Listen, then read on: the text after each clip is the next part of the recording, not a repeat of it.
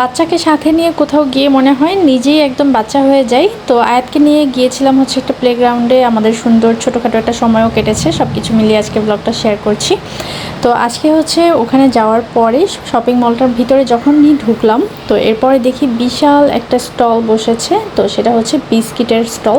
তো এটা বাটার কুকিজের একটা স্টল ছিল, বিশাল বড় করে বসেছে। আর এটার বক্সগুলো এত সুন্দর, কুকিজের বক্সগুলো। তো মানুষ তো বিস্কিট কম বক্স কিনবে, এটাই স্বাভাবিক। আমি নিজেও 2 বক্স কিনে এনেছি। আর সাথে এটার ভিতরে যে বাটার কুকিজগুলো, এগুলো আয়াতের অনেক বেশি পছন্দ। তো যার কারণে আরও কিনে আনা, যে যাক ও খেতেও পারবে, সাথে আমি 2টো সুন্দর বক্সও পেলাম। আর প্রমোশনে যেহেতু ছিল, প্রমোশন দিয়েছে দেখেই কিন্তু এখানে এরকম স্টল দিয়েছে। তো এই আর কি। তারপর হাঁটতে হাঁটতে একটা হোম ডেকোরের শপ চোখে পড়লো, ওখানে ঢুকলাম। ঢুকের পরে দেখি যে এত সুন্দর সুন্দর কিছু কি বক্স আছে, মানে চাবি রাখার জন্য বাসার। তো এত ভালো লাগছিল, তো দেখে মনে হচ্ছিল যে নিজের বাড়ি থাকলে তখন নিজের বাড়ির সামনে যদি এগুলো লাগানো হয় খুবই সুন্দর লাগবে দেখতে। তো আপনাদের ভাইয়াকে বললাম যে আমাকে একটা বাড়ি কিনে দাও, আমি এগুলো লাগাবো। তো যাই হোক, আল্লাহ যদি কোনোদিন তৌফিক দেয় ইনশাল্লাহ হবে।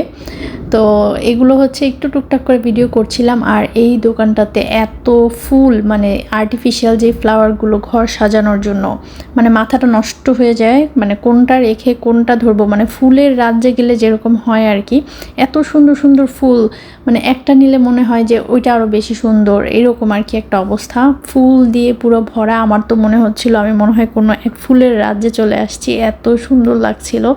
তো ঘর সাজানোর জন্য আসলে এগুলোর তো কোনো তুলনাই হয় না। আর এগুলো দেখলে মন চায় একদম সব কিনে ধরে বাসায় নিয়ে এসে সাজাই, কিন্তু বাসায় সাজানোর মতো জায়গা নেই, যেরকম একটা অবস্থা হয়ে যায় আর কি।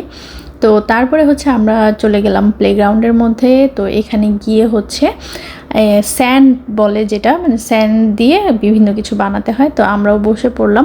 আর মূলত যাওয়া হয়েছিল হচ্ছে আয়াতের জন্য। আয়াতের তো কিছুদিন আগে একটা হাতের মধ্যে বড়সড় একটা অ্যাক্সিডেন্ট হয়েছে। তো সেই অ্যাক্সিডেন্টের কারণে না ও বাসা থেকে তেমন একটা বের হতো না, বা ও বের হতে ওর কাছে ভালো লাগতো না। ওই যে আমি ভয়েস দেওয়া শুরু করছি আর ওইদিকে হচ্ছে আকাশ ডাকতেছে, মানে বৃষ্টি নামবে। তো যাই হোক, তো আয়াত তো বের হতো না। তো ওকে জোর জবরদস্তি করে উইকেন্ডগুলোতে আমরা চেষ্টা করতাম যে একটু বাইরে নিয়ে গিয়ে ওকে একটু ঘোরাফেরা করাতে, ওর মনটা যাতে ভালো থাকে। কারণ ওর হাতের অ্যাক্সিডেন্টের পরে ও খুব শাই ফিল করতো, যেহেতু ওর হাতটা ব্যান্ডেজ করা। তো যাই হোক, ওকে নিয়ে গেলাম, পরে ওর মনটা একটু ভালো হয়ে গেল আর কি। তো ও খেলছিল, ওর সাথে সাথে আমরাও বিভিন্ন কিছু বানাচ্ছিলাম। খুব ভালো লাগছিল আসলে। দেখেন অবস্থা, আমি সব সময় ভয়েস দিতে গেলে হয় রাস্তাঘাটের গাড়ি ঘোড়ার শব্দ, না হয় এখন ওই যে বিদ্যুৎ চমকাচ্ছে, বাইরে প্রচুর বৃষ্টি হবে। তো এইভাবেই চলে আর কি। আর এই স্যান্ডটা এত ভালো লাগছিল, হাতে নিলে না অটোমেটিক পড়ে যাচ্ছিল। আমি আসলে এটার নামটা তো জানি না। তো যাই হোক, আমরা বিভিন্ন কিছু বানাচ্ছিলাম, খুব ভালো লাগছিল, খুব সুন্দর একটা সময়ও কাটছিল। তো আয়াতকেও বললাম তুমি এটা বানাও, এটা বানাও। আর অনেক কিছু ছিল না, মানে বাচ্চারা খেলে এদিক সেদিক রেখে দেয়, তো পাওয়া যায় না। যে কয়টা ছিল আমরা বিভিন্ন কিছু বানানোর ট্রাই করছিলাম, ক্র্যাব বানাচ্ছিলাম, ফিশ বানাচ্ছিলাম। তো এইভাবে করেই আর কি আমাদের সময় কাটছিল। আর এই প্লেগ্রাউন্ডটাতে এর আগেও একবার আয়াত এসেছে, ওকে নিয়ে আসছিলাম। তো এখানে হচ্ছে প্যারেন্টস সহই ঢোকা যায় চাইলে, অথবা বাচ্চারা একাও গিয়ে খেলে। তো প্যারেন্টস সহই ঢুকে সবাই, যেহেতু ছোট বাচ্চা থাকলে প্যারেন্টস সহই যায়। তো এখানে হচ্ছে এই যে আপনাদের ভাই একটা ফিশ বানালো। তো ফিশটা দেখতে খুব সুন্দর হয়েছে আর কি। তো এভাবে করে আর কি খেলাধুলা চলছিল আমাদের। তো এটার মধ্যে আরও অনেক কিছু আছে।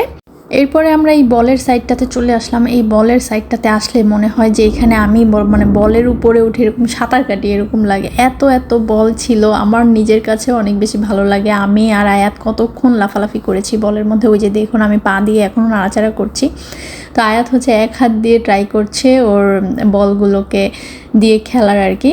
এখানে আরেকটা জিনিস ছিল, মানে এক সাইড থেকে যদি মুখ দিয়ে দেয়া হয় আর কি, এই সাইড থেকে চেহারাটা দেখা যায়, এরকম হাত মুখ বিভিন্ন রকমের শেপ চলে আসে। তো এটা হচ্ছে আয়াত বানাচ্ছিল, আয়াত আমি আপনাদের ভাইয়া তিনজনে আর কি দুষ্টুমি করছিলাম এখানে গিয়ে। তো আমাদের ফেস আর কি দেখানোর জন্য আয়াত যাচ্ছিল আর ই করছিল। তো এরপরে হচ্ছে আমরা খাওয়া দাওয়া করে বাসায় চলে আসবো। লাফালাফি করতে করতে আমাদের একদম ক্ষুধা লেগে গেছে। তো ভরপুর একটা খাওয়া দাওয়া করে তারপরে সোজা বাসায় চলে আসছি। ভিডিওটা ভালো লাগলে লাইক ফলো করে সাথে থাকতে পারেন। সবাই ভালো থাকবেন, আমাদের জন্য দোয়া করবেন। আল্লাহ হাফেজ।